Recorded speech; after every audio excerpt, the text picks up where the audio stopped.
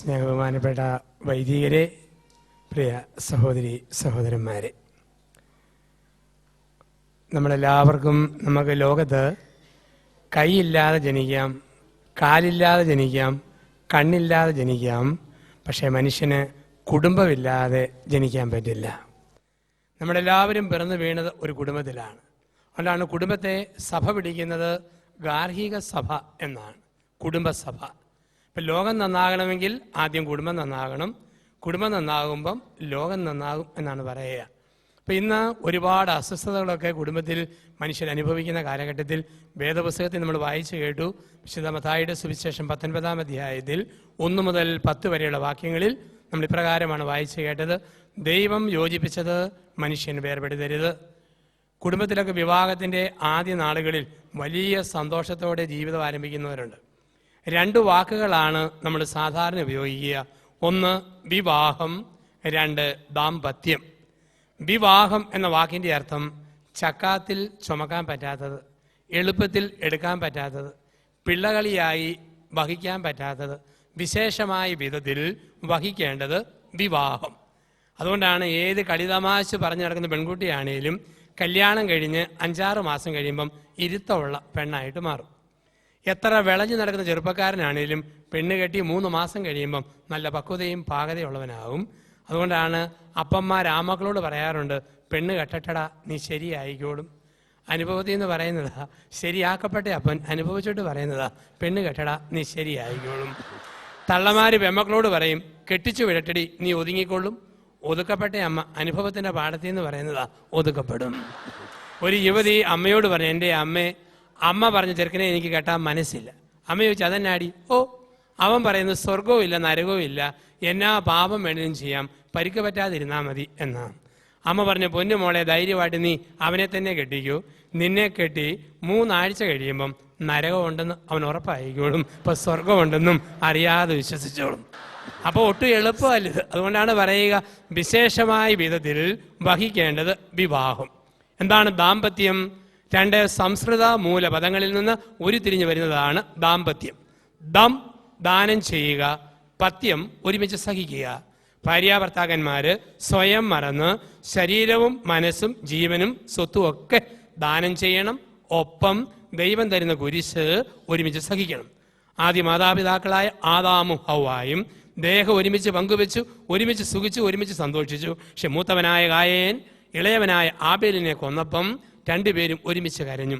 ഒരുമിച്ച് ചിരിക്കാനും ഒരുമിച്ച് സഹിക്കാനും ഒന്നിച്ച് പടുത്തുയർത്താനും ദൈവം ഏൽപ്പിച്ചു ദാമ്പത്യം.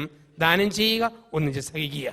വിവാഹത്തിൻ്റെ ആദ്യ നാളുകളിൽ നല്ല ലഹരി സന്തോഷമായിട്ട് കുടുംബജീവിതം കാണാം. പലപ്പോഴും കണ്ടിട്ടുണ്ട്. കല്യാണം കഴിഞ്ഞ് ആദ്യ നാളുകളിൽ നമ്മുടെയൊക്കെ കേരളത്തിൽ ഭാര്യാഭർത്താക്കന്മാരെ ബസ്സിൻ്റെ മുൻ സീറ്റിൽ തട്ടി മുട്ടി ഒട്ടി ഉരുമി അടുത്തൊരു യാത്ര. അപ്പോൾ ഒരുമിച്ച് പോകുമ്പം കണ്ടക്ടർ വന്നിട്ട് പറയും, ടിക്കറ്റ് ടിക്കറ്റ്. ഉടനെ കെട്ടിയവൻ്റെ മറുപടി, പൊന്ന് കണ്ടക്ടറെ, ഒറ്റ ടിക്കറ്റ്. അപ്പം അവൻ കണ്ടക്ടർ ചോദിക്കും, അതന്നെ ഇനിയും ഭാര്യയ്ക്ക് 3 വയസ്സ് പൂർത്തിയായിട്ടില്ലേ? ഉടനെ ഭർത്താവിൻ്റെ മറുപടി, പൊന്ന് കണ്ടക്ടറെ, ഇങ്ങനെയൊക്കെ ഞങ്ങളെ 2ആയിട്ട് തോന്നിയാലും ഞങ്ങളെ കെട്ടിച്ച് അച്ഛൻ പറഞ്ഞായിരുന്നു, ഇനിമേൽ നിങ്ങൾ 2 അല്ല 1 ആകുന്നു. അപ്പോൾ ഒരുമിച്ചൊരു യാത്ര. അപ്പോൾ ഒരുമിച്ചുള്ള ഒരു ജീവിതയാത്രയിലാണ് വിവാഹം എന്നൊക്കെ പറയാം. ബസ്സിൽ ആദ്യ നാളുകളിൽ ബസ്സിൻ്റെ മുൻ സീറ്റിൽ ഭർത്താവും ഭാര്യയും തട്ടി മുട്ടി ഒട്ടി ഉരുമി അടുത്തൊരു യാത്ര. അവിടെ നിന്ന് ഗർഭിണിയായാലോ, നീ മുമ്പിലിരുന്നോടി, ഞാൻ പുറകിലുണ്ട് കേട്ടോ. 2 മക്കളായാലോ, നീ ആദ്യത്തെ വണ്ടിക്ക് പോകോടി, ഞാൻ അടുത്ത വണ്ടിക്ക് പോന്നേക്കാം. ആദ്യത്തെ വീര്യം പോയി, ലഹരി പോയി. അതുകൊണ്ടാണ് കല്യാണം കഴിഞ്ഞ് 1-ാം വർഷം ഭാര്യ പറഞ്ഞുകൊണ്ട് കിടക്കും, ഭർത്താവ് കേട്ടുകൊണ്ട് കിടക്കും. 2-ാം വർഷം കെട്ടിയവൻ പറഞ്ഞുകൊണ്ട് കിടക്കും, ഭാര്യ കേട്ടുകൊണ്ട് കിടക്കും. 3-ാം വർഷം 2 പേരും ഒരുമിച്ച് പറഞ്ഞുകൊണ്ടിരിക്കും, നാട്ടുകാർ കേട്ടുകൊണ്ടിരിക്കും. അങ്ങനെ ആദ്യത്തെ ലഹരി പോയി, വീര്യം പോയെന്നാ പറയുക. അപ്പോൾ വീര്യമുള്ള ഒരു കുടുംബമായിട്ട് ദാമ്പത്യം മാറ്റുവാൻ ദൈവം വിളിക്കുക, വിശേഷമായ വിധത്തിൽ വഹിക്കേണ്ടത്. അടുത്തിടെ ഞാൻ പാലായിലൂടെ ഉച്ച കഴിഞ്ഞ് 2:30 നല്ല വെയിലത്ത് മോട്ടോർ സൈക്കിളിൽ പോവാം. ഞാനിങ്ങനെ മോട്ടോർ സൈക്കിളിൽ പോകുമ്പോൾ എൻ്റെ ഒരു സ്നേഹിതൻ അവൻ്റെ ഭാര്യയെ പുറകെ വെച്ച് ഉച്ച കഴിഞ്ഞ് 2:30 നല്ല സൂര്യപ്രകാശത്തിൽ ലൈറ്റ് ഇട്ടുകൊണ്ട് വണ്ടി മാക്സിമം സ്പീഡിൽ ഓടിക്കുന്നു. ഞാൻ ഇങ്ങനെ കൈ കാണിച്ചു, നാട്ടിലൊരു സിഗ്നലായിട്ട്. അവൻ വണ്ടി നിർത്തി ചോദിച്ചു, എന്നാ അച്ചായി കാണിക്കുന്നത്? ഞാൻ പറഞ്ഞു, പൊട്ടച്ചാര്, പെട്രോളിന് ഇത്രയും വിലയുള്ളപ്പോൾ ആരെങ്കിലും പകൽവെട്ടത്ത് സൂര്യപ്രകാശത്തിൽ പെട്രോൾ കത്തിച്ച് കളയോ?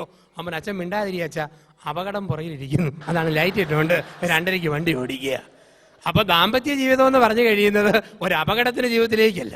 ദാനം ചെയ്യാനും ഒരുമിച്ച് സഹിക്കാനും ഒന്നിച്ചായിരിക്കുവാനും ദൈവം ചേർത്ത് വെച്ച ക്രൈസ്തവ ദാമ്പത്യ ജീവിതം. അതിനെ കാരണവന്മാർ വിളിച്ചു കുടുംബം.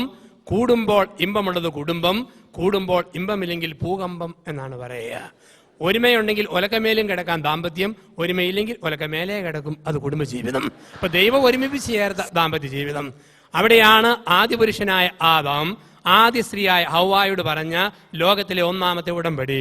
വിശുദ്ധ വേദപുസ്തകം എന്ന് പറയുന്നത് ഉൽപ്പത്തി പുസ്തകത്തിലെ 3 ഉടമ്പടികളിൽ ആരംഭിക്കുന്നതാണ്. വേദപുസ്തകത്തിന്റെ ആദ്യ ഗ്രന്ഥമായ ഉൽപ്പത്തി പുസ്തകത്തിൽ 3 ഉടമ്പടികളാണ് കാണുക. ലോക ചരിത്രത്തിലെ ഒന്നാമത്തെ ഉടമ്പടി ദാമ്പത്യത്തിന്റെ ഉടമ്പടിയാണ്.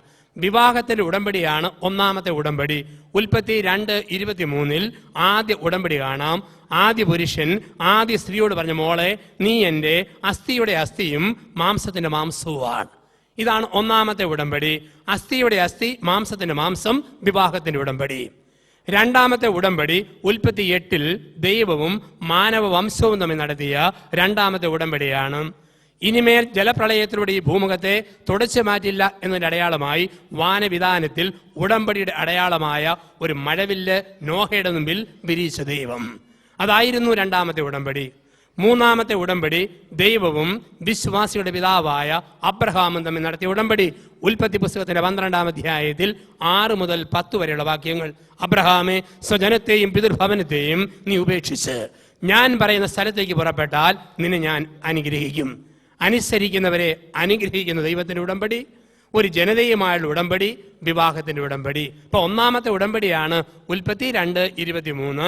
ആദ്യ പുരുഷൻ ആദ്യ സ്ത്രീയോട് പറയാം, മോളെ നീ എൻ്റെ അസ്ഥിയുടെ അസ്ഥിയും മാംസത്തിന്റെ മാംസവുമാ. എന്താ അതിന്റെ അർത്ഥം? അസ്ഥി വെറുതെ തുറന്നിരുന്നാൽ പോകുന്ന വഴിക്ക് ഭിത്തിക്കിട്ട് മുട്ടും, മരത്തിനിട്ട് തട്ടും, കല്ലേ ചെന്ന് തട്ടും, അങ്ങനെ അസ്ഥി പെട്ടെന്ന് പൊട്ടിപ്പോവും.